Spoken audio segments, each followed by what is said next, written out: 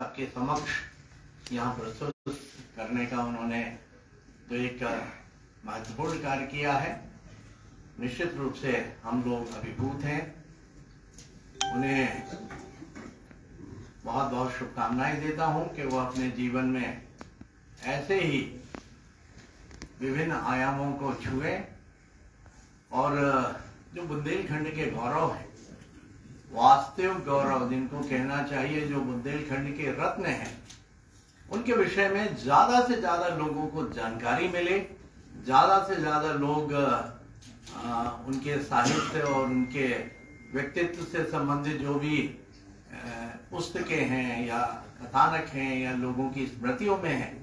अभी सम्मानित प्रोफेसर अभय सिंघई जी बहुत ठीक बात कर रहे हैं। बहुत सी चीजें, बहुत से उनकी बातें जो हैं वो लिपिबद्ध नहीं हो पाई लोगों की स्मृति में, लेकिन हम चाहते हैं कि लोगों की स्मृति में ही वो खत्म ना हो जाए। उनको कैसे न कैसे करके साहित्य के रूप में, पुस्तक के रूप में या अपने संस्मरण के रूप में उनको हम सब के बीच में, समाज के बीच में लाने का उनका प्रयास होना चाहिए। उसमें जो कुछ भी सहयोग कर सकेंगे हम सब मिलकर उसमें सहयोग निश्चित रूप से करेंगे। आज बड़ा सौभाग्य है कि इस अवसर पे इस गरिमामय कार्यक्रम की अध्यक्षता के लिए डॉक्टर हरि सिंह गौर विश्वविद्यालय की हमारी गरिमामय कुलपति महोदया डॉक्टर नीलिमा गुप्ता जी हम सबके बीच उपस्थित हैं।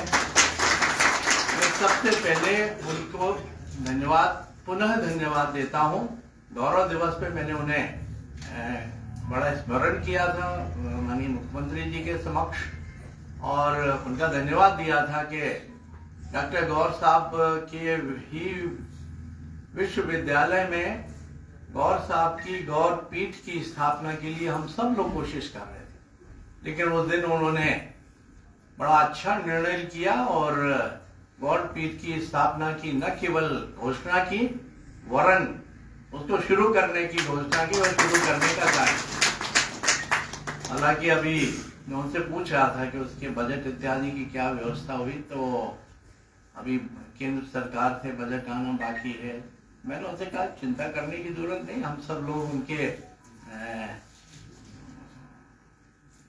क्या मानस पुत्र है और उस हेतु हम सब लोगों की इच्छा है और हम सब लोग उस दिशा में आगे बढ़ेंगे। अभी इस दिशा में कुछ सागर के लोगों ने सरस्वती वाचनालय ऐसा ही है ना, उन्होंने उसकी शुरुआत की है। तो मैं भी जनप्रतिनिधि होने के नाते आज इसको एक अवसर मानते हुए डॉक्टर गौर साहब के नाम से जो पीठ स्थापित हुई है उसके लिए मैं अपनी ओर से विधायक निधि से 5 लाख रुपए देने की घोषणा करता हूँ। साथ में मेरा एक उस समय मैंने कहा था मैडम से कि गौर साहब के लिए भारत रत्न मिले, ये तो अशोक भैया अपन सब खूब मांग कर रहे हैं, लेकिन उसके लिए जो मूल्यांकन होना चाहिए वो मूल्यांकन करने के लिए हमारे पास कोई संस्था नहीं है, हमारे पास कोई ऑथेंटिक एजेंसी नहीं। और गौर पीठ की स्थापना उस दिशा में पहला कदम है। अब मुझे आशा ही नहीं, पूरा विश्वास है गौर साहब को भारत रत्न दिलाने में हमारी जो गौर पीठ है वो निश्चित रूप से एक मील का पत्थर साबित होगी, इसमें कहीं कोई शंका नहीं। हम सबकी एक इच्छा भी है, जो हमारे आध्यात्मिक संत, राष्ट्र संत कहिए, जो जैन समाज में जैन कुल में पैदा तो नहीं हुए, वैष्णव कुल में पैदा हुए, लेकिन जिस तरह से उन्होंने जैन आइडियोलॉजी को अंगीकार करके और जीवन पर्यंत 10वें वर्ष की आयु में तो उन्होंने सूर्यास्त के पहले भोजन करने का व्रत ले लिया था और शनि शनि जो मेथड ऑफ एलिमिनेशन होता ना, जैसे हमारी जैन आइडियोलॉजी में शनि शनि शनि शनि चीजों के प्रति आसक्ति और उनका उनका त्याग करने की एक विधि है, एक परंपरा है, वैसे ही उन्होंने किया और ब्रह्मचर्य व्रत लिया। फिर जी हाँ, प्रतिमाएं शनि शनि और 10वीं प्रतिमा भी उन्होंने ली थी और क्षुल्लक के रूप में उन्होंने समाज की बहुत सेवा की। अभी यहाँ आते हुए हमारे डॉक्टर अमर जी ने एक बहुत अच्छा संस्मरण सुनाया। मैं जरूर उनकी जो धर्म माता थी चिरौंजा बाई जी, वो यहाँ पे संबंध में तो सुनी सुनाई बात कर रहा हूँ, आप बहुत ऑथेंटिक बता पाएंगे अभय जी। जब यहाँ पे महिला आश्रम में वो रहती थी, उनके साथ में सवाल नवीस जी के घर में रहती थी। अच्छा, तो फिर जानकारी दुरुस्त करो भैया। उस समय वहाँ भी नहीं हो सकती। अच्छा, हो सकता है। तो सुबह सुबह उनको सब्जी खरीदने के लिए उनको भेज दिया जाता था। तो वो बार्गेनिंग नहीं जानते थे, या वो उनकी दशा देख के उन्होंने कभी बार्गेनिंग नहीं की, मोल भाव नहीं किया।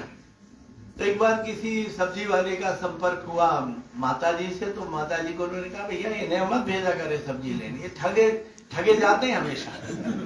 तो उन्होंने कहा कि मेरा बेटा किसी को ठगे तो जरूर मुझे बताना, लेकिन मेरा बेटा अगर ठगाया जाए तो ये कोई बताने की बात नहीं है।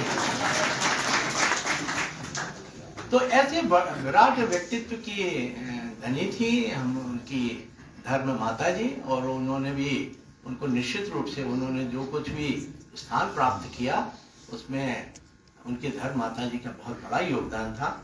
मैं सम्मानीय इस अवसर पे डॉक्टर पंकज तिवारी जी का धन्यवाद करना चाहता हूं कि उन्होंने इस दिशा में बहुत महत्वपूर्ण कार्य किया है, और उनके आगे के कामों के लिए आगे उसका और विस्तार हो, और इसका हम लोग सरल भाषा में पार्ट 2 या जो कुछ कहिए उस दिशा में आप काम करिए। हम सब में आपका सहयोग करने के लिए एकदम कृत संकल्पित हैं। और मैं जरा दिग्भ्रमित हो गया था। ऐसे ही अगर हम डॉक्टर अपने परम पूज्य वर्णी जी के व्यक्तित्व कृतित्व को सही मायने में उसका मूल्यांकन करना चाहेंगे, तो उसके लिए भी आज मैं मैडम से आप सबकी उपस्थिति में आग्रह करना चाहता हूं, निवेदन करना चाहता हूं। डॉक्टर हरि सिंह और विश्वविद्यालय में जैन पीठ क्यों अपने वर्णी, हाँ, परम पूज्य वर्णी जी के नाम से एक वर्णी पीठ की अगर वो निर्णय करती है, तो उसके लिए आने वाले किसी भी वित्तीय व्यय को वहन करने के लिए हम सब जैन मतावलंबी सब तैयार हैं। बस आपकी दृढ़ इच्छा शक्ति की जरूरत है, जो दृढ़ इच्छा शक्ति आपने उस दिन दिखाई थी गौरव दिवस पे, गौरव जयंती पे। और यूं भी राष्ट्रीय शिक्षा नीति में हमारी जो प्राचीन भाषाएं हैं, प्राकृत भाषा, पाली, इन सब के उन्नयन इत्यादि के लिए बड़ा आग्रह किया गया है। और गणेश प्रसाद वर्णी प्राकृत पीठ की अगर स्थापना होती है, तो एक साथ एक महापुरुष के बारे में कई ढंग से वो करेंगे, प्राकृत भाषा का भी एक जन जन तक वो कैसे पहुंचे। और क्योंकि उस समय हिंदी का तो चलन नहीं था, या पता नहीं दीक्षित जी बता पाएंगे। तो उस समय जो भी ग्रंथ ज्यादातर लिखे गए वो प्राकृत भाषा में या पाली भाषा में लिखे गए। तो आज के जमाने में रश्मि दीदी कोई को पता ही नहीं है प्राकृत भाषा कैसे लिखी पढ़ी जाती थी। सॉरी, किसी को नहीं पता, मतलब मुझे नहीं मालूम। किसी को पता हो, कोई विद्वजन होंगे तो उनका बड़ा स्वागत है। लेकिन उस संबंध में अगर पीठ की स्थापना होगी तो निश्चित रूप से एक अच्छी शुरुआत होगी।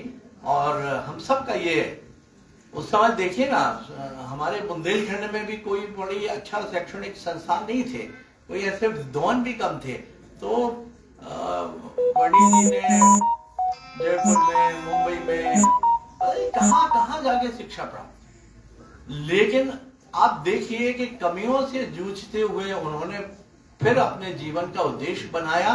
वो वाराणसी उस समय एक शिक्षा का बहुत बड़ा केंद्र था, वहां पे जैन शिक्षण संस्थान की स्थापना के लिए उन्होंने पूरी भरपूर कोशिश की और जगह जगह से उन्होंने अपने संपर्कों का और प्रभाव का इस्तेमाल करके और धनराशि एकत्रित की। तो जो काम बनारस हिंदू विश्वविद्यालय की स्थापना में महामना मदन मोहन मालवीय जी ने किया, और या मालवीय जी ने तो धन संग्रह करके किया, लेकिन शायद हिंदुस्तान ही नहीं पूरे विश्व में ये पहला उदाहरण होगा सागर डॉक्टर हरिशंकर गौर विश्वविद्यालय का, जब एक ही व्यक्ति ने अपने जीवन की पूरी अमूल्य निधि, और उनके वो सेल्फ अर्न थी, उनके बैकग्राउंड को आप सब जानते हैं।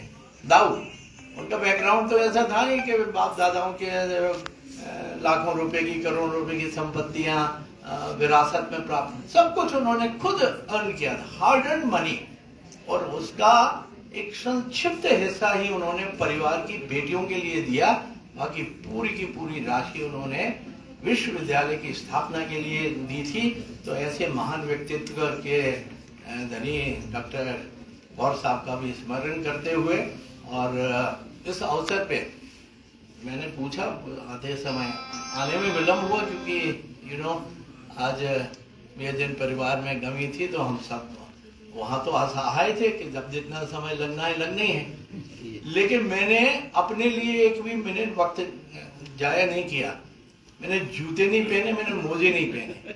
मैंने कहा 1.5-2-3 मिनट जो बचा सकते हैं, मैं बहुत दिन बाद चप्पल पहन के बाहर निकला हूँ, तो मुझे आने में विलम्ब हुआ। उसके लिए मैं आप सबसे क्षमा चाहते हुए और मैडम से एक बार पुनः निवेदन करते हुए इस दिशा में वो जरूर हम सब लोगों की भावनाओं को आदर करते हुए निर्णय करेंगे। आप सबके प्रति धन्यवाद देता हूँ मंचासीन समस्त अतिथियों के लिए, और विशेष रूप से कुलपति महोदय का बहुत सरल स्वभाव की हैं, ऊपर से बड़ी हार्ड दिखाई देती है, बहुत सारे लोगों को इम्प्रेशन हो जाता है कि मैडम, लेकिन मैडम अंदर से बहुत सॉफ्ट है। मैं तो जब भी उनसे बात करता हूँ तो मुझे बहुत एक अपनी बड़ी बहन जैसा एहसास वो कराती हैं। उनके प्रति भी आप सबकी ओर से बहुत बहुत धन्यवाद देते अपनी वाणी को विराम देता हूँ। बहुत बहुत धन्यवाद।